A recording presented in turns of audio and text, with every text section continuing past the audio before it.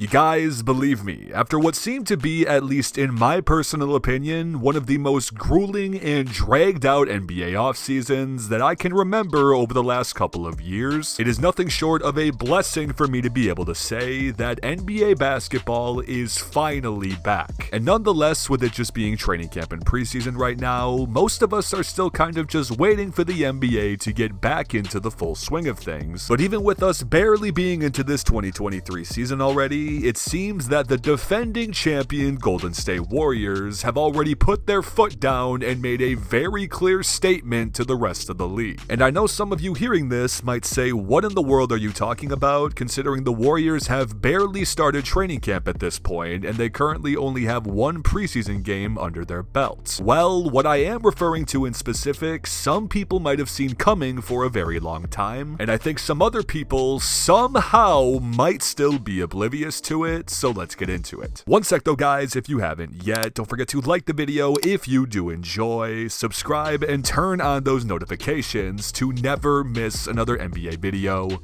Love you guys. And if you're a regular around here and you haven't yet, now might just be a better time than ever, because according to my numbers, over 95% of you guys that are coming back to actually watch the content haven't even subscribed yet. Regardless though, I appreciate all of you. But anyway, let's get back on topic with the Golden State Warriors, who I think it's safe to say over the course of this 2022 offseason were under the spotlight for reasons that most Warriors fans probably weren't too thrilled about. Because if it wasn't what Golden State might have to consider doing regarding their salary cap situation and who they might have to let go of following the 2023 season, there was also plenty of skepticism being mentioned regarding the departure of two of their crucial bench pieces on their championship run in Gary Payton II and Otto Porter Jr. And even while many did look at the Warriors' acquisitions as solid pickups in guys like Donte Divincenzo and JaMychal Green, people were also not hesitating to mention that there's likely still some gaps that need to be filled in terms of what GP2 and Otto Porter brought to the table. And don't get me wrong, because I am personally extremely excited to see how Kerr is going to be able to implement both Divincenzo and Green into multiple different rotations. It just seems that with everything being discussed over the course of the offseason revolving around the overlying question of if the Golden State Warriors have actually improved, everyone doesn't necessarily seem to be forgetting about these guys, but more so they seem to be disregarding the young core of the Golden State Warriors and how much of a role they're actually going to play in this season. Now, whenever a conversation gets started regarding the Warriors' young core, the dialogue almost immediately shifts at the beginning to guys like Moses Moody and Jonathan Kuminga. And I mean, of course, this is rightfully so, because while neither of them necessarily had a crucial role within this Warriors team last year, and this was mainly due to how deep this team actually was, the case could undeniably be made time and time again that when each of them were actually given an opportunity last year, that they stepped up to the plate, especially considering their lack of experience. And then even following the flashes we saw out of their rookie campaigns, we also got a taste of what they'd be able to bring to the table for this team over the course of their summer league play just a few months back. And with what's already been seen out of these guys, along with comments being made by some of the Warriors coaching staff, fellow teammates, etc., there's absolutely no reason for you not to believe that these two are going to become vital rotational pieces for the Dubs this year and are also going to be able to fill the gaps that still remain from what made this team champions last year. Oh yeah, and then there's the third piece to this Warriors young core that I think so many people just subconsciously forget about, and that of course is James Wiseman, who for the most part, at least speaking for generic NBA fans, have been kind of curious over the last couple of years that when James Wiseman actually does return, what he will be able to bring to the court. Because for James Wiseman, who we haven't seen play a professional game of regular season basketball since his rookie campaign in 2020, while he was able to put up around 12 and 6 per game on 52% shooting through 39 games played, regardless of what you were able to do on the court at 19 years old, people are still going to be skeptical after you take a year and a half off with a knee injury in terms of if you will be able to play at that same level, at least right away away. And I know some of you watching might also remember yourself seeing a fair share of Wiseman throughout the 2022 Summer League as well. While it always needs to be mentioned, yes, we need to take everything we see in Summer League with a grain of salt. While what was seen from Wiseman was very promising throughout, people were still just waiting to see what he could do again at a professional level. And I know you guys, it's just one preseason game that we've seen so far while I'm recording this out of Wiseman and the Golden State Warriors, but if you needed any more assurance yourself that Wiseman is once again ready to go with the big dogs and that he is going to be able to make a crucial difference for the Warriors this season, just look no further than what was already seen. Because in their first preseason game, Wiseman was able to put up a stat line of 20 points, 9 rebounds, along with 1 block on 73% shooting from the field in just 23 minutes. Now again, guys, I know it's just a preseason game overseas. I'm not saying that we're going to be expecting a double-double from James Wiseman every night, but aside from the numbers, if last night was just a small glimpse of what he's going to be able to bring to the table for the Warriors night in and night out, his should-be drastically improved basketball IQ from being under the wing of Draymond over the last year and a half he sat out, along with just his presence in actually being a legitimate big man, something the Warriors haven't seemingly had in quite some time. I'll just say that if you thought Golden State had too many options in terms of rotations to throw out on the court last year, what we see out of Steve Kerr and the coaching staff this year has a very good chance to be even more ridiculous. Because just for reference, in the Warriors' typical starting five that we'll probably see in Steph, Klay, Andrew Wiggins, Draymond Green, and Kevon Looney, and I know that sometimes Jordan Poole will be swapped in for Kevon Looney, but for now we're just going to use this as example. Coming off of the bench as their second unit, and also considering all of these guys as pick and plug pieces that might be thrown in with some starters as well, you have a starting list of guys like Jordan Poole, Donte Divincenzo, Moses Moody, Jonathan Kuminga, James Wiseman, JaMychal Green, and even Andre Iguodala. And the craziest part is after just getting done discussing the Warriors' quote-unquote young core, we still somehow haven't even mentioned the possibility of the Warriors sometime playing their new rookies in guys like Patrick Baldwin Jr. and even Ryan Rollins, who, while they both were later selected picks in this year's draft, have also definitely shown potential in terms of what they could become one day. And with mentioning all of these names, I'm obviously not also stating that the Warriors are going to try and run a 13-man rotation, but in terms of trying to achieve the rare accomplishment in repeating as champions, it's safe to say that health is a more prominent factor than most other things. So at least when you look at this Warriors team in the sense of depth needed for continued rest and recovery, I don't think they could have set themselves up better. I mean, who knows though, we're still just waiting for the regular season to finally get here, so I guess we'll just have to wait and see. But specifically speaking on Golden State, I am absolutely going to be keeping my eye on the young core of this team in guys like Wiseman, Kuminga, and Moody, and with everything we've heard and seen so far regarding this team, I am also extremely curious to hear what you guys have to think about their situation. So please let me know in the comments, what are your expectations this season for the entire Warriors young core? And also, if you had to select a first five off of the bench right now for this team, who do you think it would be with everyone that was mentioned? But again, you guys, if you haven't yet, don't forget to go down below and leave a like on the video if you did enjoy, and of course, subscribe while you're down there. Just trust me, you guys, with the season finally here once again, we are going to continue to come out with brand new NBA content every single week throughout the entire year. So I'll just say you probably don't want to miss out. But also, I just wanted to say thank you so much to each and every one of you out there for watching. I appreciate you all more than anything. You all know this, and I will see you guys in the next video.